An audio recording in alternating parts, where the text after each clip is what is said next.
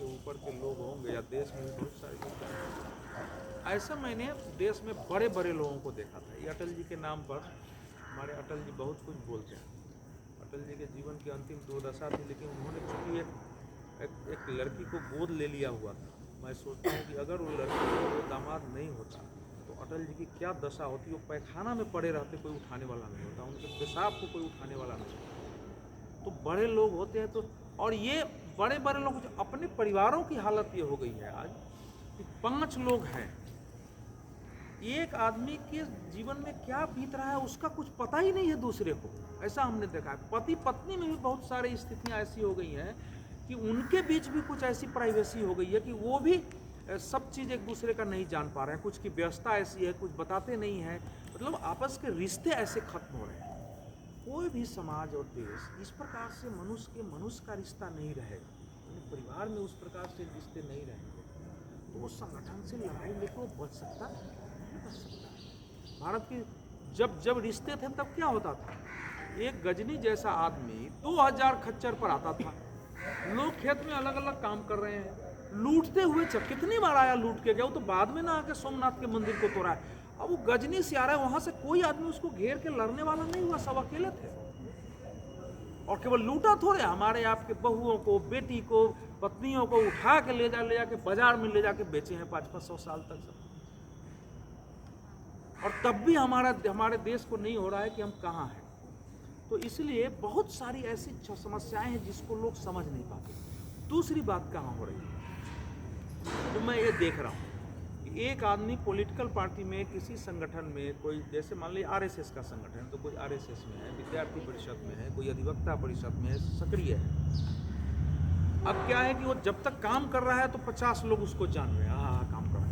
लेकिन जैसे ही वो पर्सनल कठिनाई में आ जाता है तो चूंकि किसी को उसके पर्सनल जीवन के बारे में नहीं पता है, उसके बच्चे कितने हैं, परिवार कितने, एक दूसरे के परिवार में जाकर कहीं भोजन नहीं करते हैं, देखने नहीं जाते हैं, वो आदमी अकेला पड़ जाता है और उसकी सारी क्रांतिकारिता खत्म हो जाती है। और बहुत अच्छे अच्छे कार्यकर्ता जिनमें बड़े नेता बनने की संभावना थी, जो हमारे आपके लिए भी कुछ कर सकते थे, वो आत्मविश्वास खो करके, वो निराशा में बैठ करके, और उनका जीवन 100 बार तो सोचते हैं कि मैं सुसाइड कर लूँ, मैं ऐसे लोगों से मिला हूँ, मैं अकेले हो गया हूँ, मुझे कोई देखने वाला, क्या करे, सबके लिए करना चाहिए। तो फ्रस्ट्रेशन में मैं तो उनके यहाँ गया, उन्होंने हमको पूछा ही नहीं, ऐसे ऐसे बात करते हैं। इस प्रकार की स्थितियाँ होती हैं। आगे आ जाइए, कुछ है, आइए पत्रकार रहे हैं, लिखने पढ़ने वाले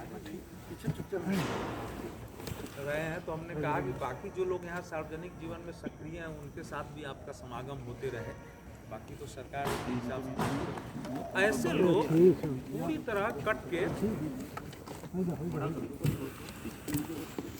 नहीं आवाज़ चली जाएगी, बैठ बिल्कुल जा रही है। वो तो मैं 4-5 हज़ार लोगों को भी मौका मिला है तो बिना माइक के मैंने संबोधित किया। माइक खराब हो गया है तो माइक सामने आने पे खराब हो जाता है कई बार नहीं तो ऐसे हुए है, उसमें नहीं शक्ति बहुत लगती है, तो ऐसी स्थितियाँ होती है। फिर उसमें क्या हुआ है, बहुत सारे लोग तो मैं देखा है कि खूब वर्क कर रहा है, लेकिन परिवार की छोटी समस्या आ गई तो वो छोटी नौकरी करने चला गया जी। और फिर धीरे धीरे वो विचार संगठनों से कट जाता है। वो आदमी अगर रहे तो ज़्यादा काम कर सकता था बहुत लोगों से, और उसके बाद क्या होता है कि जो काम करने वाले लोग जब कट के अपने परिवार के पालन के लिए नौकरी करने लगे तो जगह कोई ना कोई तो भरेगा। कल सरकार बनती है, एक सरकार में बहुत सारे पद होते हैं तो कोई ना कोई तो भरेगा। तो फिर जो काम करने वाले लोग हैं या जिन्होंने नहीं किया है वो पैरवी से आके भरने लगते हैं। फिर वो समस्याएं आती है कि वो लोगों को, कार्यकर्ताओं को, लोगों को नहीं पहचानता है, उसके व्यवहार अलग हो जाते हैं, और इस स्थिति से पूरा देश पीड़ित है। ये छोटी समस्या आपको लग रही है, किसी भी पार्टी की सरकार और सत्ता में आती है, इन स्थितियों से बहुत प्रतिभावान काम करने वाले लोग परिवार में सिमट गए हैं, कुछ फ्रस्ट्रेटेड हो गए हैं, उनकी जगह ऐसे लोग आ गए हैं और उसको समझ में नहीं। मेरे पास कल एक आ गए थे मिलने, इन्होंने उसको बड़ा निराश कर दिया। एक यहाँ बताया कि मैं विद्यार्थी परिषद का भाई साहब यहाँ होल टाइमर रहा, तो क्या है कि मैं कहने के लिए तो पत्रकार हूँ, लेकिन अभी जीवन में इतने काम किए कि उसी प्रकार से, जैसे आप लोग तो देखते ही है, जैसे कुछ नेताओं के जैसे किसी धर्म गुरु के भक्त हो जाते हैं, कुछ पता नहीं, हमारे भी जगह जगह जो है लोग उस रूप में मिलने आ जाते हैं।